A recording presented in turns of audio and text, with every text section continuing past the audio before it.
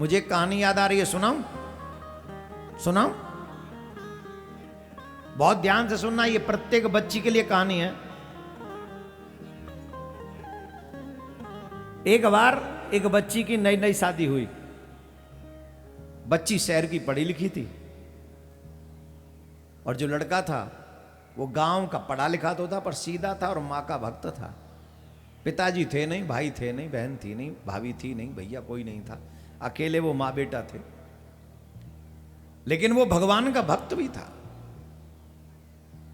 और मां उनकी बीमार थी, वो लकवा वकवा जो होता है वो बीमारी लग गई थी, तो वो चारपाई में ही रहती थी।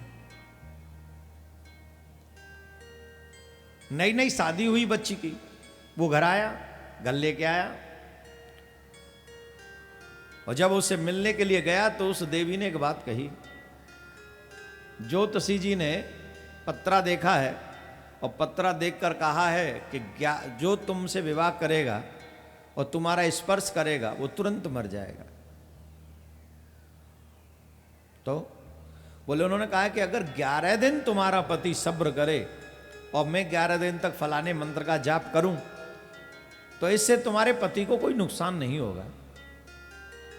तो मैं नहीं चाहती कि आप मुझे इतने अच्छे पति मिले हो कि आपका कुछ भी अनिष्ट हो, तो इसलिए 11 दिन तक मुझे क्षमा कर दो। बोल ठीक है, इसमें कौन सी बड़ी बात है,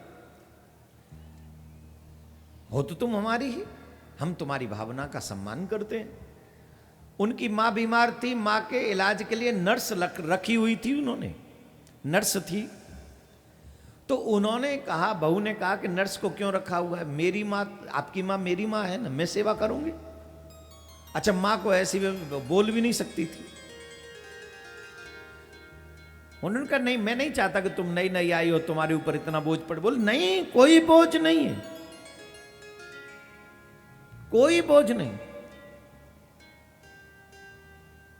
बस मेरी बात मान लो। बोल ठीक।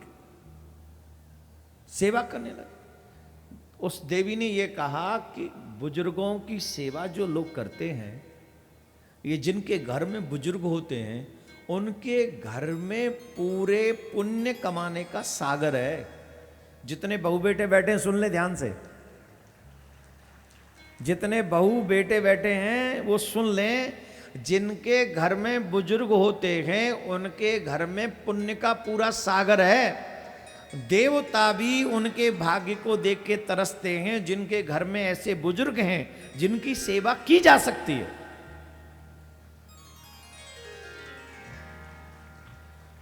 आजकल ऐसे लोग बहुत मिल जाएंगे, पत्नी उठाई और चले गए अलग। कहां जा रहे हैं? जॉब लग गई, बाहर ही जाना पड़ेगा, तो फिर ये काय के लिए? छोड़ो यार, बेकार की बात। तो उसके विचार सुनकर पति बड़ा प्रसन्न हुआ। 2 दिन बाद वो अपने माँ के कमरे में गया, और माँ के कमरे में गया तो माँ बोल नहीं पा रही थी, पर उसके इशारों से ऐसे लग रहा था कि वो माँ कह रही है तू अपनी बहू को छोड़ दे, अपनी पत्नी को छोड़ दे, अपनी पत्नी को छोड़ दे। अब वो कहता था कि मेरी माँ, मेरी पत्नी इतनी सेवा करती है, उसके इतने अच्छे विचार हैं, ऐसा बोल रही है, सारा ऐसा कैसे कर रही है। उसने पत्नी से भी पूछा तो उसको लगा कि मैं सेवा कर रही हूं।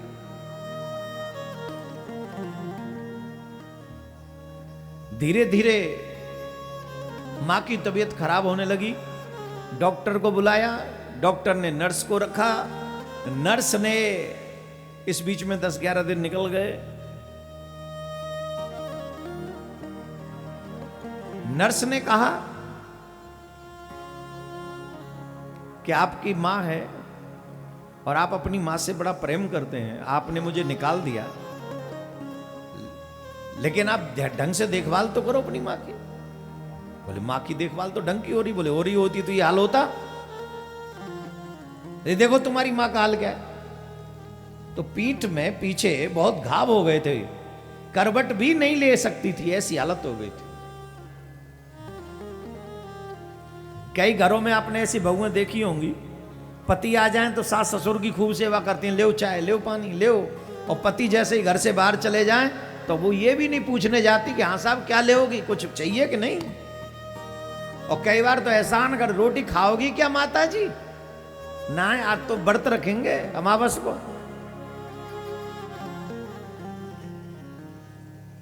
ऐसा नहीं करना चाहिए। घर में बुजुर्ग नहीं है, घर में तुम्हारे भगवान बैठे हुए हैं। इनकी पूजा करने से आप यकीन मानिए मां पार्वती प्रसन्न होगी अगर सासू की पूजा करे। बाबा भोलेनाथ प्रसन्न होंगे अगर ससुर की सेवा करे। और एक और बात बता दे, तुम्हारा पति भी प्रसन्न होगा उसके मां बाप की सेवा करने से। ये पति पे प्रसन्न होने के लिए गंडा बंधवाते डोलती हो ना इन लोगों पे, ऐसे खैरे वैसे खैरे पे, मेरा पति मुझे प्यार नहीं करता, प्यार ले ले करेगा प्यार तुझे, करवाऊं तेरे पति से प्यार। बेकार की बात। महाराज कुछ ऐसा मंत्र फूंक दो, मेरा पति मुझसे प्यार। हाँ मैं फूंक रहा हूं, ले फूकबा, मैं फूकू मंत्र, अब ही फूक रहा हूं, ले फूकू। सुनो सुनो, किस किस को फुकवाना है मंत्र बोलो, जल्दी बोलो, अब ही फूकू मंत्र को। दिल से पति के सास ससुर की सेवा कर लो, तुम्हारा पति प्रसन्न हो जाए। दिखावे के लिए नहीं, आर्टिफिशियल नहीं, नाटक नहीं, नौटंकी नहीं, ईमानदारी से सास ससुर की सेवा करो। ठीक वैसी जैसी अपने मां बाप की चाहती हो भाभी से। किसकी चाहती हो? मां बाप की चाहती हो भाभी से, ठीक वैसी सेवा। और फिर देखो तुम्हारा पति तुमसे प्रसन्न होता है कि नहीं। अरे साहब कितने कितने दिन हो जाते कमरे में नहीं घुसते हो जिसमें सास बैठी है ससुर बैठा है, नौकरों से सेवा करवाते रहते हो। अरे धिक्कार है ऐसे बड़कपन को। राधे राधे बोलना पड़ेगा। कहां थे हम? तो उसने बताया पति को लगा कि कुछ प्रॉब्लम है। पति सोने का नाटक कर रहा था। पति रात को 12 बजे उठी, पत्नी 12 बजे उठकर उसने ब्रीफकेस में कपड़े लगाए और छत के ऊपर जाने लगे। पति ने सोचा 12 बजे शायद पूजा के लिए जा रही हो, पूजा करती है, पंडित जी ने कोई मंत्र बताया है, पर सूटकेस में कौन सी पूजा है, कपड़े क्यों रख रही है। सोने का नाटक तो करता रहा, लेकिन जैसे ही कमरे से बाहर वो गई, वो भी पीछे पीछे चला देखने। फिर वो छत पे चढ़ी, वो भी धीरे धीरे छत पे चढ़ा, छत पे खड़ी हो गई। वो भी सीढ़ियों में ही रहा। सीढ़ियों में से सुन रहा था कि कोई 2 लोग बात कर रहे हैं। एक लड़का भी खड़ा है वहां, एक लड़का खड़ा है। उससे कह रही देखो तुमने कहा था कि 11 दिन तक जैसे तैसे हैंडल कर लो, वो तुम्हें छुए ना, मैं तुम्हें लेके चला जाऊंगा 11वें दिन। आज तक उसने मुझे छुआ नहीं, मैं अभी तक तुम्हारी ही हूं, ले चलो मुझे। उनका चिंता मत कर, 1-2 दिन और निकाल। बोले नहीं नहीं आज सूटकेस तैयार है। इतने में ही दौड़ के पति ने उसका सूटकेस पकड़ लिया और उसका हाथ पकड़ लिया। और जैसे ही पति पहुंचा, वो लड़का कूद के सबसे पहले भागा। उसके भागने से वो और भयभीत हो गई, उसने भी नीचे छलांग लगा दी। नीचे गिरी गिरी, उस स्त्री ने आवाज लगाई, अरे मुझे ले चल, मैं तेरे पीछे नीचे पड़ी हूं, मेरे हाथ पांव टूट गए। उसने पीछे मुड़कर नहीं देखा। पति नीचे उतर के गया, नीचे उतर के गया, गाड़ी निकाली,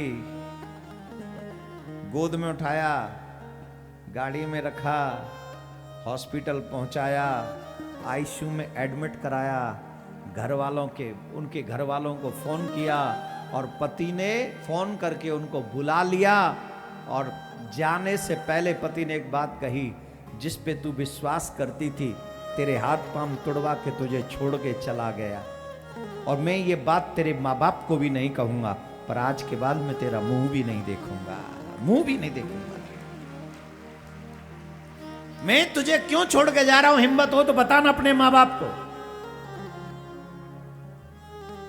बताना कि जब तुझ पे विपत्ति पड़ी तो वो तुझे छोड़ के चला गया, और तुझ पे विपत्ति पड़ी फिर भी तेरे पति ने तुझे हॉस्पिटल तक पहुंचा दिया। जिसको तू छोड़ना चाहती थी। क्या कह रहा था मैं इस कहानी के माध्यम से? बताओ यहां पर कौन गलत है? बोलो कौन गलत है? जवाब दो, कौन गलत है? पति, पति की मां, वो भी तो स्त्री है। वो लड़का है कि नहीं गलत, भाग गया कि नहीं? और उससे भी ज्यादा गलत है वो स्त्री जिसने विवाह के बाद भी दूसरे पुरुष पर विश्वास किया। ये हमारे संस्कार नहीं है, बिल्कुल भी हमारे संस्कार नहीं। इसलिए हमारे यहां कहा जाता है या तो पिता के साथ या भाई के साथ या पुत्र के साथ भ्रमण करना चाहिए।